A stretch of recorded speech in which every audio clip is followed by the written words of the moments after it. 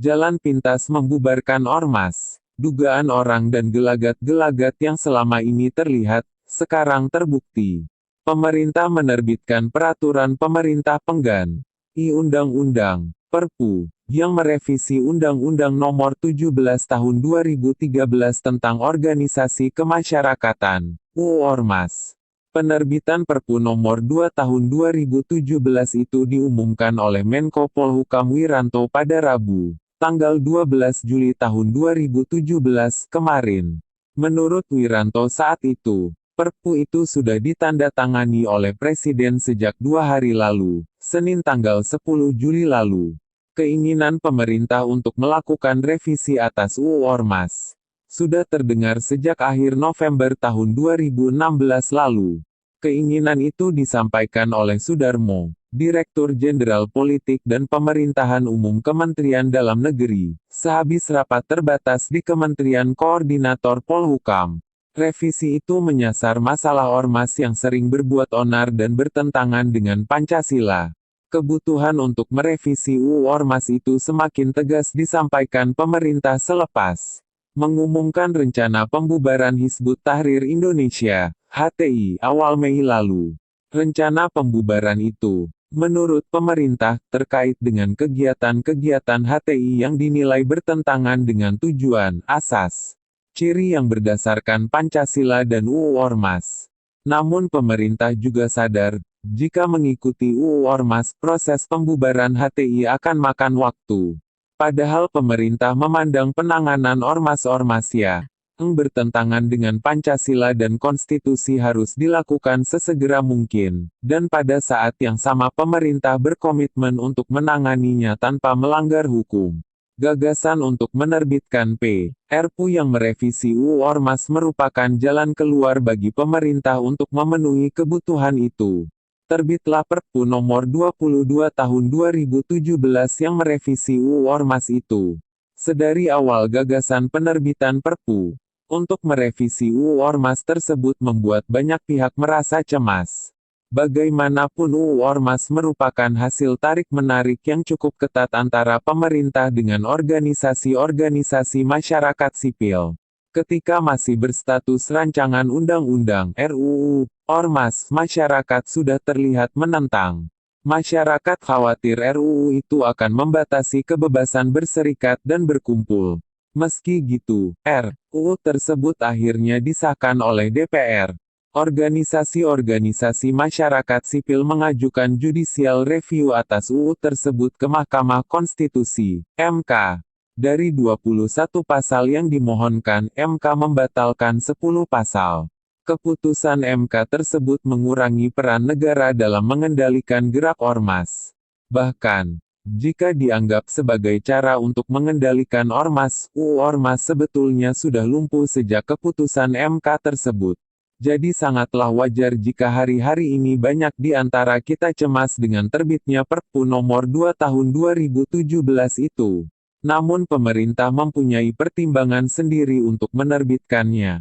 Ada 3 dalih yang disampaikan Menko Polhukam Wiranto terkait penerbitan Perpu tersebut. Pertama, tindakan pemerintah sudah sesuai dengan putusan MK bahwa Presiden bisa mengeluarkan Perpu jika ada keadaan yang membutuhkan atau mendesak untuk menyelesaikan masalah hukum secara cepat. Kedua, Perpu itu diterbitkan agar tidak terjadi kekosongan hukum. Ketiga, Perpu diterbitkan pada saat kekosongan hukum tidak bisa diatasi dengan cara membuat undang-undang baru, yang prosesnya akan memakan waktu cukup lama. Jika kita mencermati perubahan-perubahan atas UU Ormas dalam Perpu tersebut, memang sangat terlihat bahwa pemerintah menghendaki jalan legal yang lebih ringkas dan tegas untuk menangani ormas-ormas yang dinilai bertentangan dengan dasar negara dan konstitusi. Itu hal pertama. Mekanisme pemberian sanksi terhadap ormas yang melanggar larangan-larangan diperpendek. Tidak ada lagi peringatan-peringatan berjenjang dengan jangka waktu respon yang lama. Selain itu, pemerintah sangat terlihat ingin menunjukkan ketegasan dalam mekanisme pemberian sanksi. Hal itu terlihat dari penghilangan kewajiban untuk melakukan upaya persuasi sebelum memberikan sanksi pada pasal 60. Juga, Tidak ada lagi sanksi penghentian kegiatan yang bersifat sementara. Kedua, pemerintah memperluas pengertian dari ajaran atau paham yang bertentangan dengan Pancasila, yang dilarang untuk dianut, dikembangkan, dan disebarkan oleh ormas. Dalam UU Ormas sebelumnya ajaran atau paham yang bertentangan dengan Pancasila hanya merujuk kepada ajaran ateisme, komunisme, marxisme, leninisme saja. Sekarang, pengertiannya diperluas menjadi termasuk paham lain yang bertujuan mengganti atau mengubah Pancasila dan Undang-Undang Dasar Negara Republik Indonesia tahun 1945. Ketiga, pemerintah memberikan ketentuan pidana yang sebelumnya tidak termaktub dalam UU Ormas. Hal itu bisa dilihat pada penyisipan bab baru, yaitu bab 17A dan pasal 82A yang menyertainya. Keempat, demi memperpendek dan mempertegas mekanisme pemberian sanksi, pemerintah tampaknya menghindarkan pertimbangan Mahkamah Agung, DPRD, dan proses pengadilan dalam menjatuhkan sanksi kepada ormas yang melanggar larangan. Pemerintah berdalih, cara tersebut berdasarkan asas contrarius actus, siapa yang memberikan izin, bisa mencabut izin.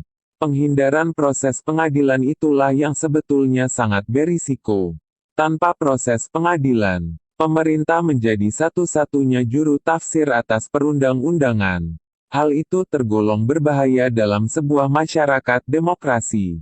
Jika saja sanksi-sanksi itu hanya terkait dengan prosedur formal, mungkin kita masih bisa memahami bahwa penghindaran proses pengadilan adalah sebuah langkah yang efisien. Namun karena sanksi-sanksi dalam UU Ormas itu terkait juga dengan penilaian dan tafsir atas kesesuaian dengan sebuah konsep, maka penghindaran proses pengadilan menjadi sebuah langkah kekuasaan sepihak. Perpu yang merevisi UU Ormas memang sudah ditandatangani. Namun kita berharap ada upaya B. Aru yang tidak pendek akal untuk menjaga demokrasi sambil memastikan bahwa semua ormas harus tunduk kepada konstitusi.